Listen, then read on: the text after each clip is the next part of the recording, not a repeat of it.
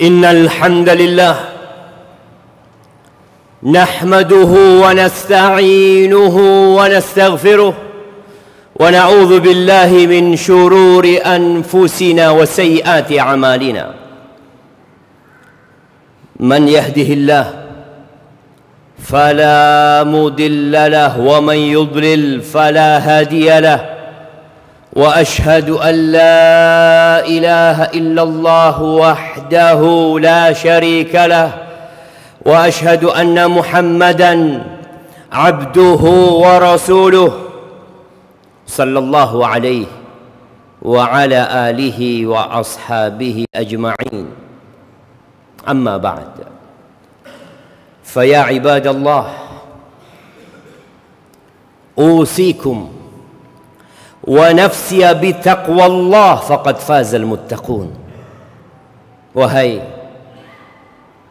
hamba-hamba Allah, saya wasiatkan kepada diri saya sendiri dan kepada semua yang hadir di tempat ini untuk senantiasa bertakwa kepada Allah Azza wa Jalla. Karena hanya mereka yang beruntung dan berbahagia dalam kehidupan dunia dan akhirat. Allah Azza wa Jalla berfirman, "Ya ayyuhalladzina amanu taqullaha haqqa tuqatihi wa la tamutunna illa wa antum muslimun." Wahai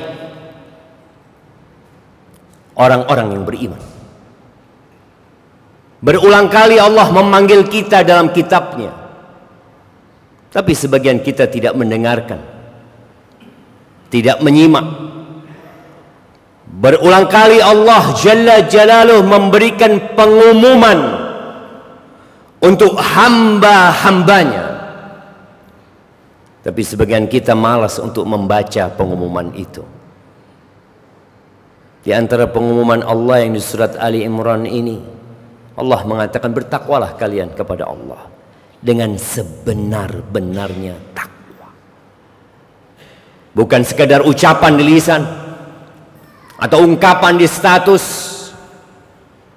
tapi takwa adalah melaksanakan perintah dan menjauhi larangan. Takwa bersyukur kepada Allah dan tidak kufur kepadanya. Takwa bermakna ingat dan tidak lupa. Dan Allah mengatakan, janganlah kalian mati kecuali dalam kondisi Islam. Ma'asyiral muslimin wa zumratal mu'minin rahimakumullah. Ramadan telah berlalu. 10 hari atau 10 malam akhir Ramadan, yang di situ ada satu malam yang lebih baik dari 1000 bulan.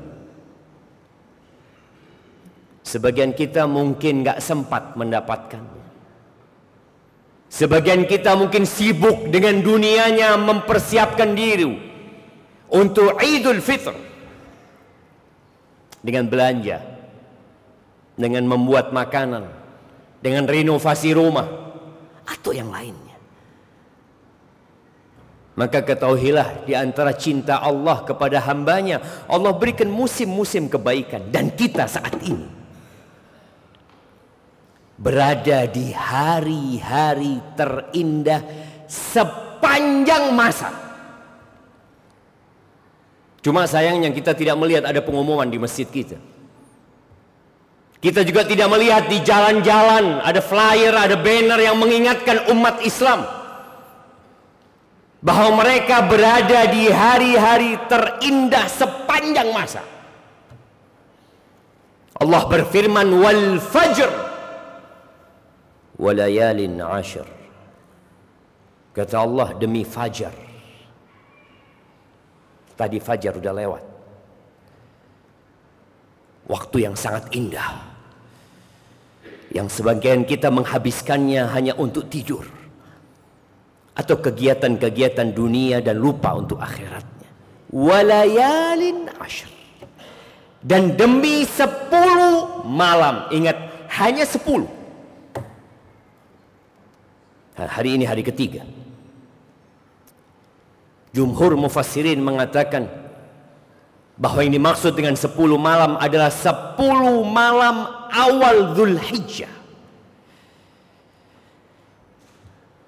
Nabi SAW menegaskan kepada para sahabatnya di dalam hadis yang diriwayatkan Imam Bukhari dari Abdullah bin Abbas radhiyallahu anhuma, beliau mengatakan alaihi salatu wassalam, ma min ayyamin al-amalu salihu fiha ahabbu ila Allah min hadhil ayyam.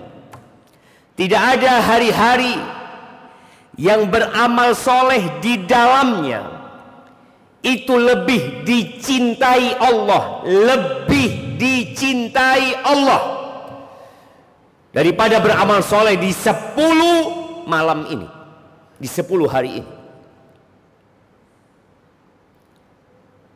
Seakan-akan beliau menyampaikan itu tatkala sahabat berada di awal Dzulhijjah. Para sahabat yang dididik untuk tidak berharap kecuali kepada Allah, dan untuk menjadikan ambisi mereka adalah Al-Firdaus Al-A'la. Bukan rumah yang mentereng, bukan jabatan yang tinggi, bukan bintang-bintang yang bertebaran, tapi Firdaus Al-A'la. Maka mereka bertanya kepada Nabi alaihi salatu wassalam, walal jihadu fi sabilillah, apakah jihad di jalan Allah, di mana seorang mengorbankan jiwa, raga dan hartanya, yang merupakan dirwatu sanamil Islam, bentuk pengorbanan yang paling tinggi dalam agama ini, itu tidak dapat menandingi beramal soleh di 10 awal Dzulhijjah. Kata beliau alaihi salatu wassalam, walal jihadu fi sabilillah. Enggak, jihad pun tidak dapat menandingi beramal soleh di 10 awal Dzulhijjah. Illa rajulun, kecuali jihad dengan satu model. Illa rajulun kharaja bimalihi wa nafsihi wa lam yarji' min dzalika bi syai'. Kecuali seorang yang keluar dari rumahnya berjuang di jalan Allah dengan jiwa, raga dan hartanya, dan gak ada yang pulang ke rumahnya, dia mati di medan perang, itu baru tidak tertandingi. Tapi kalau orang ini menang, membawa harta rampasan perang, atau kalah tapi masih hidup, pulang dengan membawa cacat seumur hidup, tetap beramal soleh di awal Dzulhijjah ini lebih utama. Tapi kenapa kita santai? Kenapa kok sepertinya nggak ada apa-apa? Karena kita tidak mengingatkan. Kita sibuk dengan dunia kita. Seakan-akan perjuangan sudah selesai di 10 akhir Ramadan. Lah, perjuangan itu sampai mati. Di antara ibadah yang paling utama di 10 awal Dzulhijjah ini adalah rukun Islam yang kelima, haji. Haji yang Allah Azza wa Jalla mengatakan, walillahi 'alan nas hajjul baiti man istata'a ilaihi sabila. Allah telah menetapkan sebuah kewajiban atas manusia untuk berhaji ke rumah Allah Azza wa Jalla bagi yang mampu. Bagi yang mampu. Siapa orang yang mampu? Ya, banyak ulama mengatakan mampu itu memiliki bekal dan kendaraan. Dia punya bekal yang dengannya dia bisa hidup dalam perjalanan, dan dia punya kendaraan yang dapat menyampaikan dia ke Mekah sana, dan punya harta yang dia tinggalkan untuk hidup keluarganya, walaupun nggak punya rumah, walaupun nggak punya mobil, tapi dia mampu punya kendaraan dan memiliki bekal, dan ada yang ditinggal buat keluarganya untuk hidup, makan sampai dia pulang, wajib berangkat. Adapun Imam Malik berpendapat yang mampu jalan kaki, jalan kaki. Itu rukun Islam yang kelima. Kita nggak berangkat. Mungkin sebagian kita mau berangkat, tapi kebanyakan sudah berada di kota Mekah. Ya, jemaah haji Indonesia dengan jumlah 220.000 lebih, sepertinya semua sudah berkonsentrasi berada di kota Mekah. Mereka datang mengumandangkan kepada Allah dengan ihram yang dia pakai, lalu mengatakan labbaik Allahumma labbaik, labbaik la syarika laka labbaik, innal hamda wan ni'mata laka wal mulk la syarika lak. Dia mengatakan, ya Allah, aku datang ya Allah, aku datang memenuhi panggilanmu ya Allah. Aku tinggalkan keluargaku, aku tinggalkan negeriku, aku tinggalkan duniaku ya Allah. Aku menuju kepadamu ya Allah. Aku penuhi panggilanmu ya Allah. Aku datang ya Allah memenuhi panggilanmu. Labbaik la syarika laka labbaik. Enggak ada sekutu bagi engkau ya Allah. Engkau pemilik langit dan bumi ini. Engkau pemilik diriku ya Allah. Aku beribadah hanya kepadamu. Innal hamda,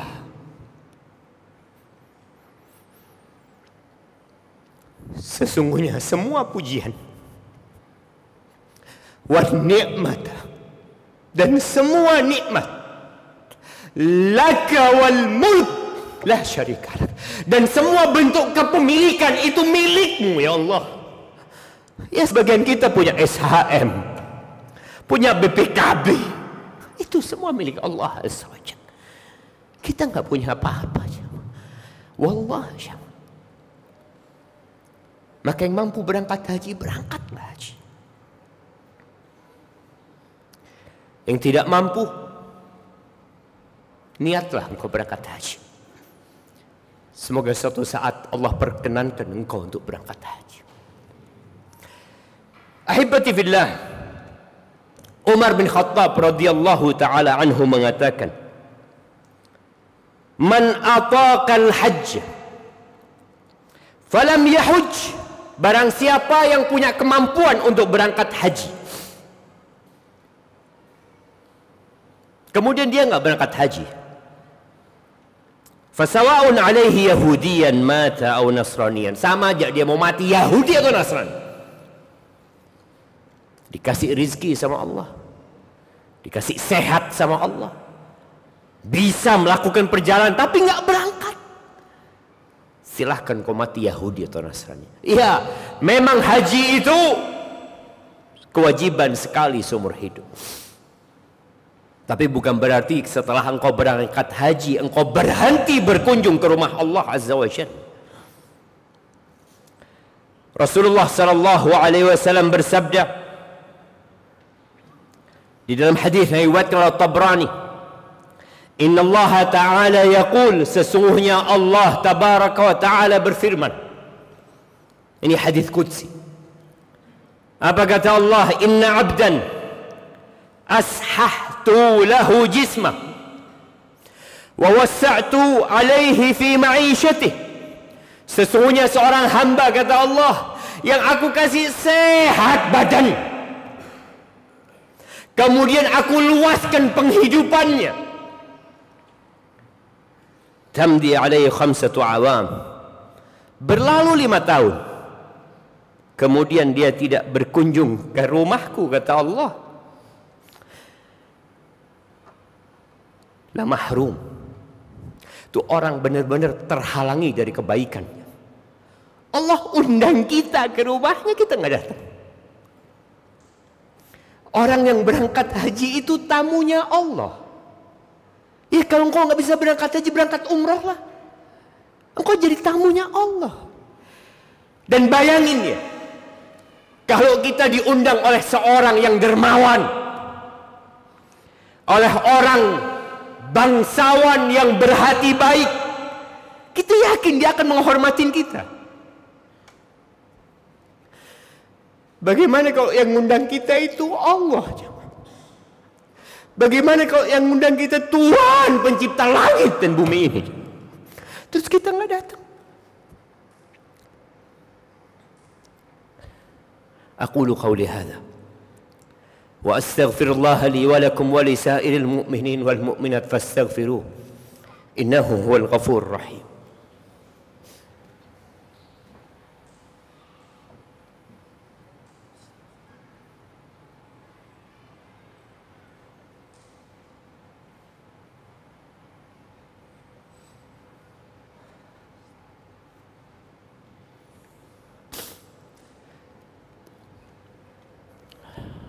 Alhamdulillahi Rabbil Alamin. Wabihi nasta'in ala umuri dunya wad din. Wassalatu wassalamu ala sayyidil mursalin wa imamil muttaqin qaidil ghurril muhajjalin sayyidina wa maulana wa habibin wa syafi'ina Muhammad wa ala alihi wa ashabihi ajma'in, amma ba'd. Jamaah rahimakumullah, yang nggak bisa berangkat haji, masih banyak amal lain yang bisa kita kerjakan di muka bumi ini. Allah tuh nggak butuh kita datang ke Mekah, Allah nggak butuh. Allah juga nggak butuh kita datang sholat Jumat. Allah nggak butuh dengan ibadah kita. Makanya ketika Allah mengatakan walillahi 'alan nasi hajjul baiti man istata'a ilaihi sabila wa man kafara fa innallaha ghaniyun 'anil 'alamin. Barang siapa yang kufur, barang siapa yang nggak mau berangkat haji, Allah itu nggak butuh dengan alam semesta ini ya. Tapi kita yang butuh sama Allah. Maka perbanyak amal soleh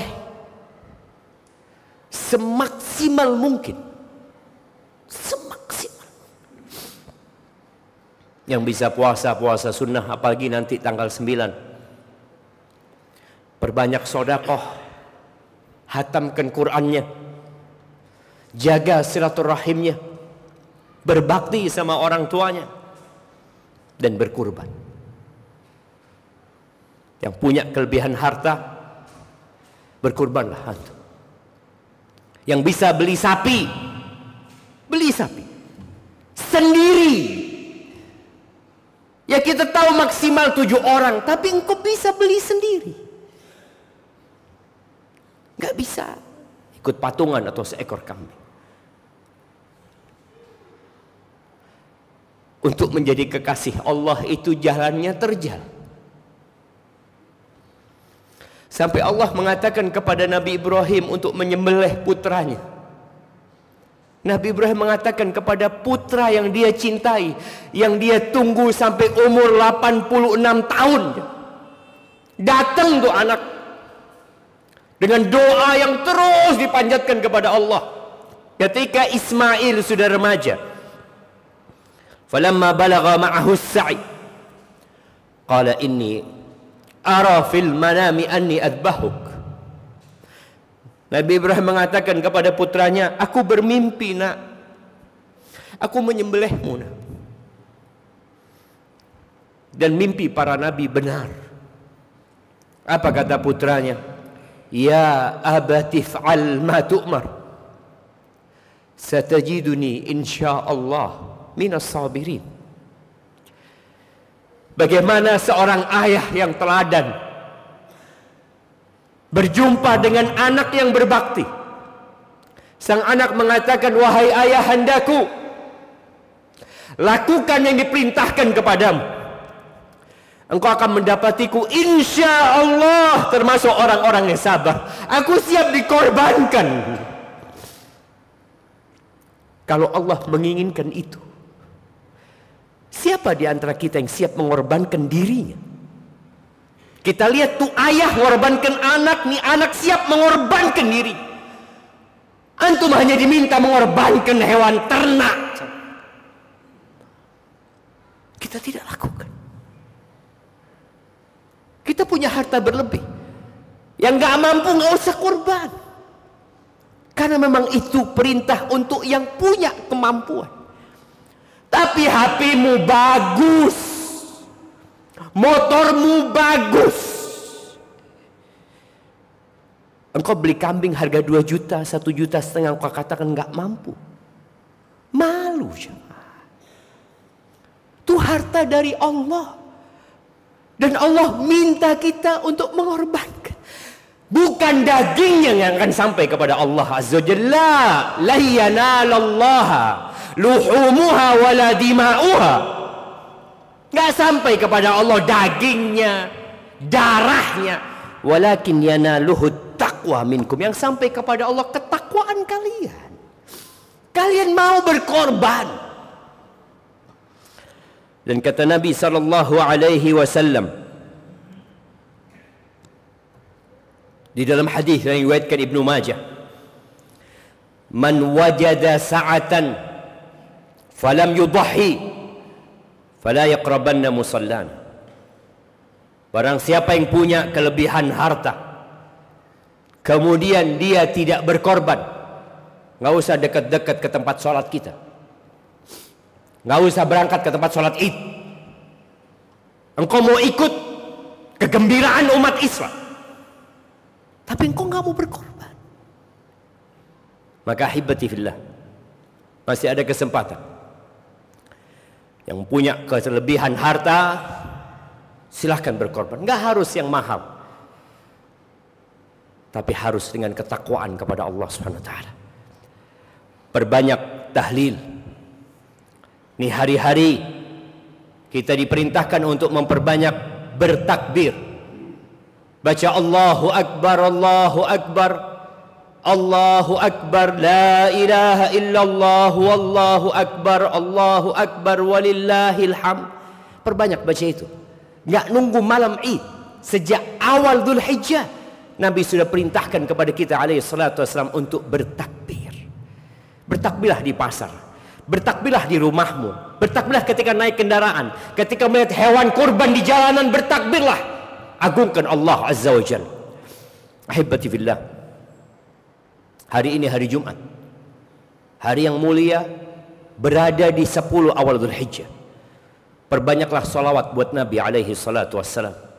Innallaha wa malaikatahu yusalluna 'alan nabi. Ya ayyuhalladzina amanu sallu 'alaihi wa sallimu taslima. Allahumma salli wa sallim wa zid wa barik wa an'im ala 'abdika wa rasulika nabiyina Muhammadin wa ala alihi wa ashabi ajma'in.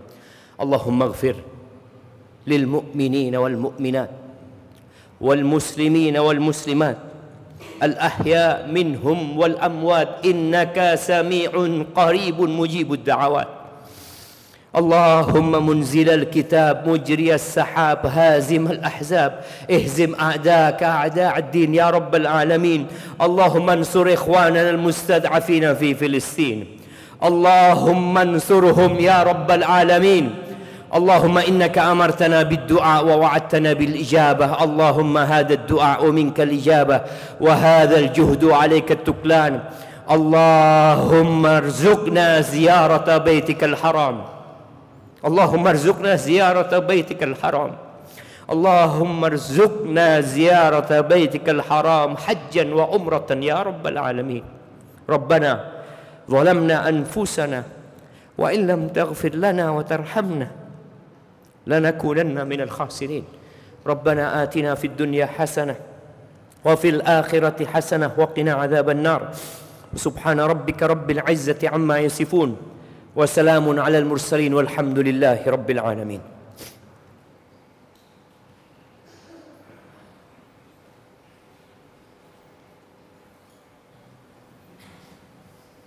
الله أكبر.